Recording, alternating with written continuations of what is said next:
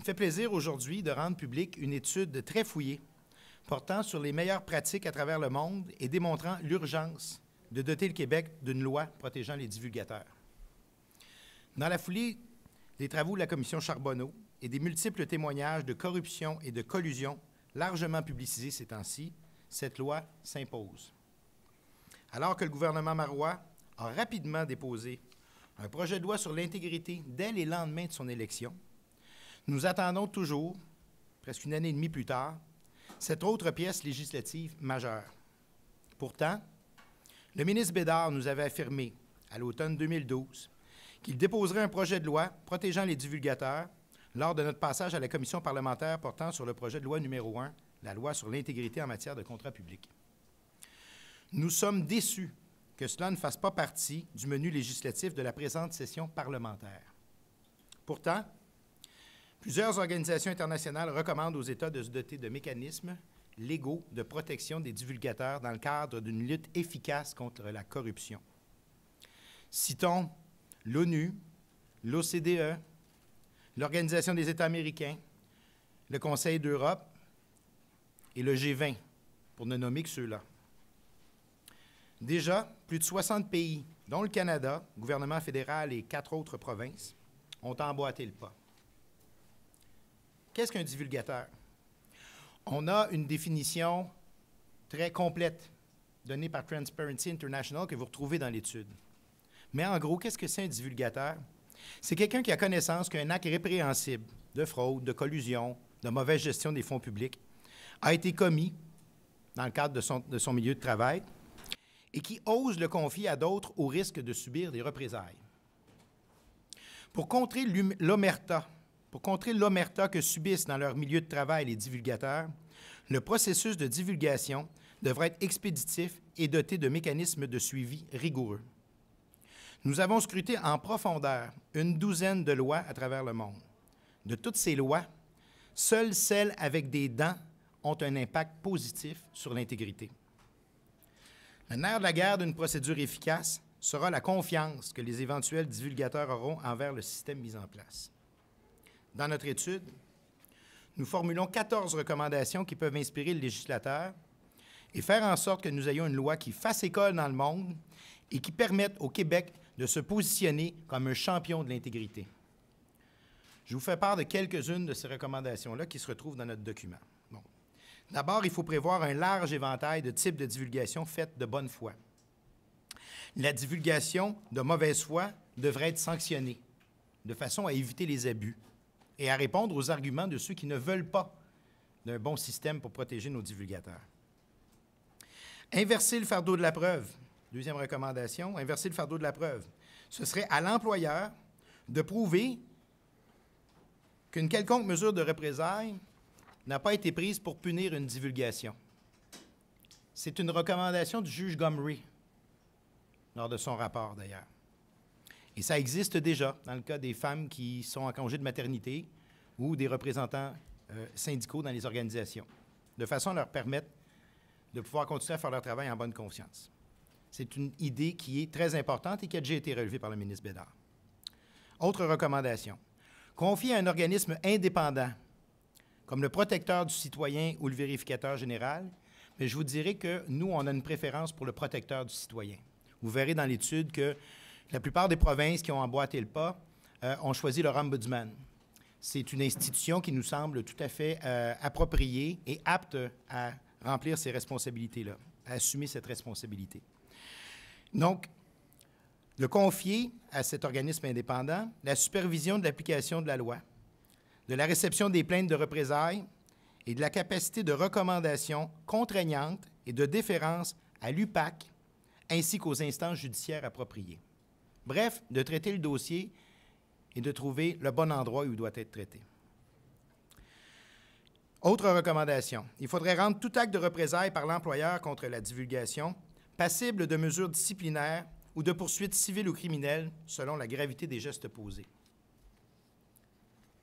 Ensuite, il faudrait faire en sorte qu'un divulgateur victime de représailles puisse obtenir réparation des préjudices subis. Aussi, il faudrait encourager le renforcement positif par l'octroi aux divulgateurs d'un pourcentage des sommes récupérées. C'est un système qui peut nous sembler surprenant ici au Québec, mais on a regardé ce qui s'est fait aux États-Unis et ça fonctionne très bien. Les États et le gouvernement fédéral américain réussissent à aller chercher des sommes colossales à travers ce système.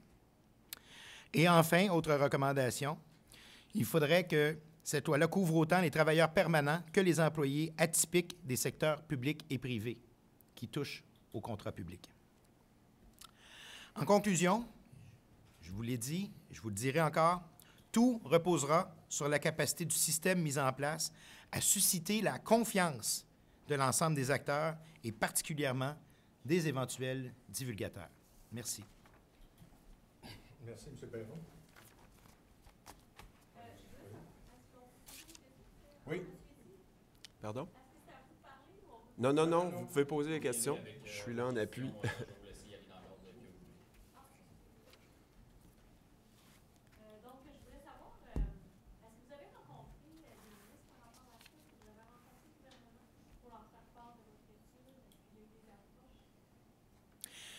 Mais écoutez, oui, il y a eu des approches. D'ailleurs, on a eu un échange en commission parlementaire là-dessus qui révélait à M. Duchesneau que M. Bédard et moi avions déjà discuté de notre intention de collaborer pour mettre en place cette loi-là. Dès l'adoption du projet de loi 1, M. Bédard en parlait comme une mesure nécessaire à réaliser. Et il m'a demandé d'aller le rencontrer pour pouvoir en discuter plus longuement. On a passé plus de 2 heures ensemble dans son bureau, une rencontre qui devait avoir une demi-heure à peu près. Avec, il y a 1 an, l'état de la réflexion qu'on avait et également des recommandations qu'on voulait donner. Et c'est pour ça que quand Jacques Duchesneau a déposé son projet de loi il y a 1 an déjà, le ministre Bédard a réagi devant vos micros et vos caméras en disant « J'ai déjà mon projet de loi, je travaille dessus d'ailleurs avec le SPJQ, et on regarde de bonnes idées comme l'inversion du fardeau de la preuve. » Idée que je lui avais transmise, inspirée directement du juge Gomery. On a eu des indications qu'il était sincèrement dédié et dévoué à mettre en place ce régime-là. Mais ça fait maintenant 1 an qu'on attend. 1 année qu'on attend. Et l'occasion, devant la déception qu'on avait de ne pas voir le gouvernement identifier cet élément important comme pièce législative de la prochaine session parlementaire, on a senti qu'il y avait urgence d'agir en la matière. On n'a pas le luxe de se permettre au Québec de laisser passer une occasion comme ça, de se doter d'un outil qui pourrait être un modèle dans le monde, selon les recommandations que l'on a. Donc oui, j'ai rencontré le ministre et oui, j'ai parlé à tous les porte-paroles de l'opposition qui ont tous reçu ce document-là hier pour leur permettre de réagir adéquatement si jamais ils étaient interpellés par vos micros ou vos caméras.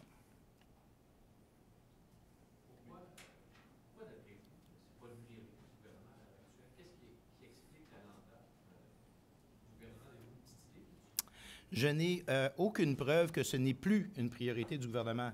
D'ailleurs, mon souhait le plus profond, c'est d'entendre, après notre conférence de presse, le ministre Bédard réitérer ce que la première ministre disait lorsqu'elle a constitué son gouvernement, que sa priorité, c'était le pilier de l'intégrité. Et le ministre Bédard a dit, maintenant, le pilier de l'intégrité, il y a 3 pattes. Première patte, c'était l'assainissement des entreprises. Deuxième patte, protection des dénonciateurs. Et troisième patte, uniformisation des pratiques contractuelles dans l'ensemble des ministères et organismes. Et, bon, vous savez, des fois, à l'interne, ce qui se passe, c'est difficile de décoder de l'extérieur. Mais vous pouvez être sûr que j'ai fermement transmis le message à M. Bédard que nous ne laisserions pas ce dossier-là prendre la voie de service, être mis sur une tablette, que nous interpellions le gouvernement, que nous allions interpeller le gouvernement et les partis d'opposition pour que tous ensemble, nous en venions à la conclusion que le Québec a besoin de cette loi-là de façon urgente. Vous avez regardé ce qui se fait partout ailleurs dans le monde. Vous avez peut-être dit au début, je pense que j'ai manqué un petit peu, mais de quelle législation doit-on s'inspirer? Bien, écoutez, il n'y en a pas de parfaite. Hein. Les législations doivent être adaptées.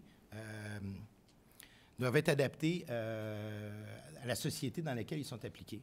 Mais il est évident qu'il y a des choses intéressantes qui se retrouvaient dans la loi britannique. Quand on parlait d'une loi avec les dents, là, en Angleterre, ils ont réussi à être efficaces. On a regardé évidemment ce qui s'est fait à Ottawa.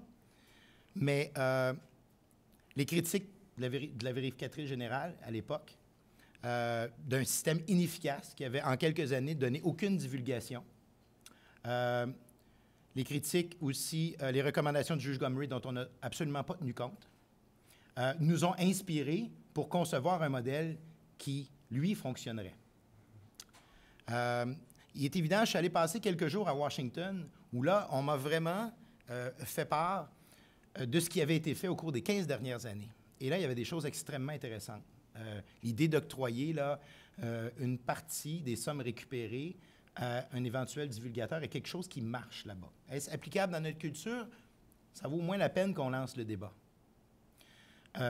Plusieurs organisations comme l'Internationale des services publics, l'Internationale des services publics qui représente 20 millions de travailleurs dans les services publics partout dans le monde et dont la secrétaire générale m'a annoncé la semaine dernière qu'il y aurait une grande campagne internationale et qu'il désirait mettre le Québec en avant-plan, a aussi produit un certain nombre de documents et de réflexions dont nous nous sommes inspirés. Et tout à l'heure, j'ai nommé l'ONU, l'OCDE. Le G20 a donné un mandat à l'OCDE d'étudier cette question-là, et tous vont dans la même direction. La protection des divulgateurs est un outil essentiel à la lutte à la corruption et à la collusion. Il n'y a pas de meilleur outil que celui-là. Et ça, c'est le constat général et le dénominateur commun. Maintenant, on est allé voir partout ailleurs qu'est-ce qui n'avait pas marché pour amener des solutions originales et faire en sorte que ça fonctionne.